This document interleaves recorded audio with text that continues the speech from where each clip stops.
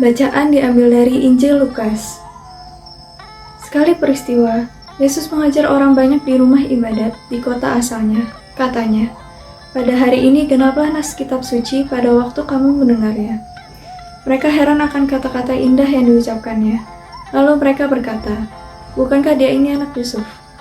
Maka berkatalah Yesus kepada mereka, "Tentu kamu akan mengatakan pepatah ini kepadaku, 'Hai tabib, sembuhkanlah dirimu sendiri. Perbuatlah di sini, di tempat asalmu ini, segala yang kami dengar telah terjadi di Kapernaum.'" Yesus berkata lagi, "Aku berkata kepadamu, sungguh, tidak ada nabi yang dihargai di tempat asalnya. Aku berkata kepadamu, dan kataku ini benar. Pada zaman Elia, terdapat banyak wanita janda di Israel, ketika langit tertutup selama 3 tahun 6 bulan, dan ketika bahaya kelaparan yang hebat menimpa seluruh negeri. Tetapi Elia diutus bukan kepada salah seorang dari mereka, melainkan kepada seorang janda di Sarfat di tanah Sidon. Dan pada zaman Nabi Elisa, banyak orang kusta di Israel, tetapi tidak ada seorang pun dari mereka yang ditahirkan, selain Naaman, orang Syria itu." Mendengar itu sangat marahlah semua orang di rumah ibadat itu. Mereka bangkit lalu menghalau Yesus keluar kota, dan membawa dia ke tebing gunung tempat kota itu terletak, untuk melemparkan dia dari tebing itu. Tetapi Yesus berjalan lewat dari tengah-tengah mereka, lalu pergi. Demikianlah sabda Tuhan.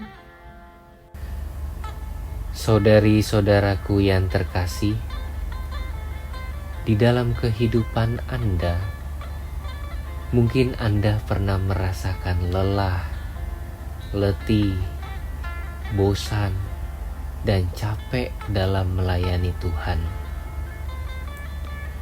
Begitu banyak perhatian, waktu, dan tenaga Anda berikan untuk gereja, di mana Anda juga berharap semoga dengan pelayanan yang Anda lakukan, Anda semakin mendekatkan diri pada Tuhan. Tetapi kadang yang terjadi sebaliknya. Yang terjadi justru di luar harapan. Anda malah mendapatkan pengalaman dikecewakan. Lalu Anda mulai bertanya, "Mengapa hal ini terjadi padaku, Tuhan?" Muncul pemberontakan dalam diri Anda. Aku sudah melakukan A, B, C, dan seterusnya sesuai kehendak-Mu, Tuhan. Tetapi mengapa hatiku terasa begitu hampa? Aku merasakan lelah, capek, dan bahkan tersakiti. Aku masih kurang apa, Tuhan? Saudari-saudaraku yang terkasih, semua itu adalah suatu dinamika rohani yang wajar dan terjadi dalam kehidupan kita. Kalau kita mau merenungkan bacaan hari ini lebih mendalam, Yesus pun mengalami hal yang sama seperti yang kita rasakan. Banyak mukjizat yang telah Ia lakukan.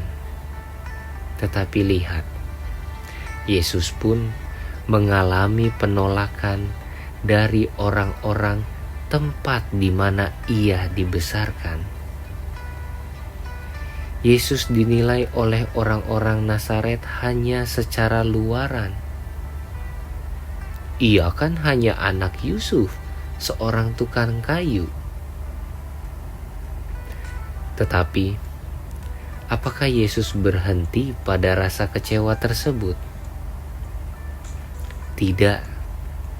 Yesus tetap menjalankan tugasnya, mewartakan cinta kasih dan kerajaan Allah. Pada hari ini mari kita bertanya pada diri kita masing-masing. Apakah motivasi terdalamku dalam melayani Tuhan?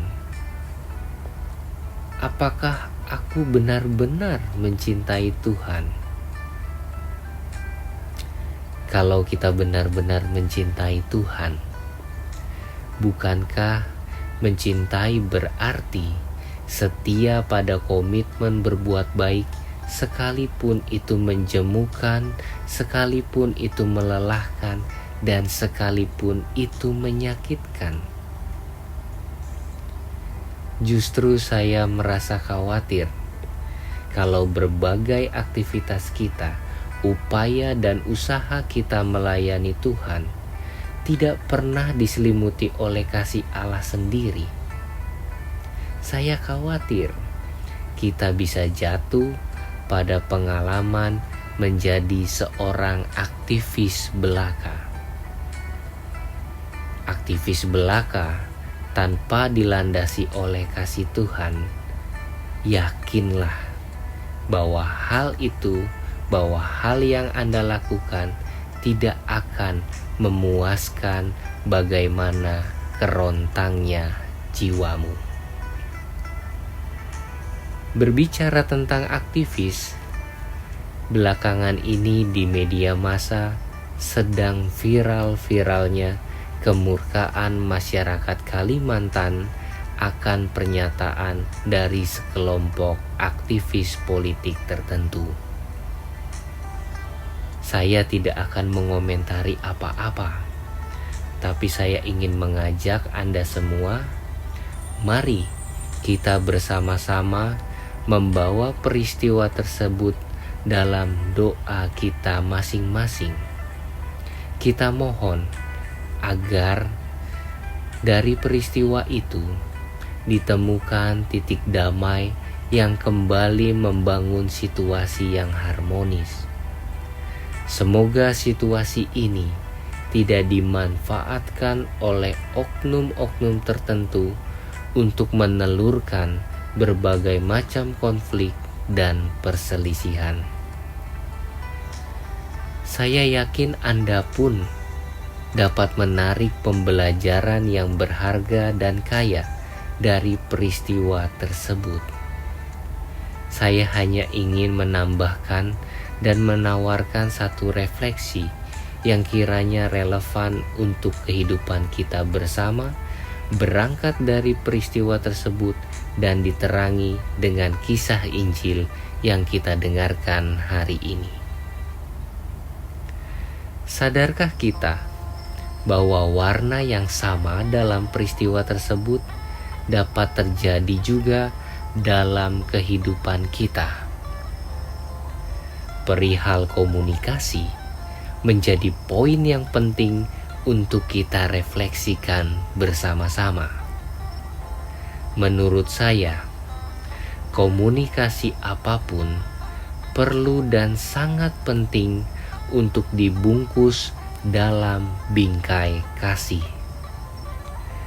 Masing-masing pihak yang terlibat dalam komunikasi, entah dia menjadi pihak yang berbicara ataupun dia menjadi pihak yang mendengarkan, masing-masing pihak perlu membentengi diri dengan motivasi untuk mencari solusi dan memperkokoh serta memperbaiki relasi. Yang kerap kali terjadi dalam kehidupan kita adalah ketika sebuah tegangan terjadi, masing-masing pihak berdiri kokoh dengan pembelaannya masing-masing. Ketenangan pikiran dan kejernihan hati sama sekali diabaikan. Masing-masing sudah memasang kuda-kuda untuk menangkis serangan dan membalas dengan pukulan-pukulan dan tendangan yang termanifestasikan dalam kata-kata yang tajam dan jauh dari sikap sopan. Masing-masing tidak datang dengan keterbukaan dan usaha untuk memperbaiki relasi. Berbeda pendapat tentu menjadi suatu hal yang sah-sah saja. Namun semoga perbedaan pandangan itu disertai juga dengan penguasaan emosi yang matang. Saudari-saudaraku yang terkasih, percayalah, komunikasi yang mengedepankan emosi, ego pribadi, dan memperjuangkan harga diri bukanlah komunikasi yang terbimbing oleh Roh Ilahi. Mari saudari-saudaraku yang terkasih, masing-masing kita mengevaluasi cara berkomunikasi kita dengan sesama kita. Pertanyaan yang dapat kita refleksikan bersama-sama adalah, apakah dalam kehidupan relasiku dengan sesama, aku sudah mengupayakan suatu bentuk komunikasi kasih? Yang kedua, secara khusus untuk Anda yang sudah hidup berkeluarga atau sedang menjalani sebuah relasi yang serius, bagaimana komunikasiku selama ini dengan seluruh anggota keluargaku atau dengan pasanganku? Sudahkah aku berupaya untuk menjadi pendengar yang baik maupun menjadi pembicara yang baik? Mari masing-masing berusaha untuk menyediakan diri menjadi pribadi yang mau mencoba untuk memahami dan bukan melulu menuntut untuk dipahami. Ingat, Tuhan sayang padamu dan jangan lupa berdoa hari ini. Tuhan memberkati.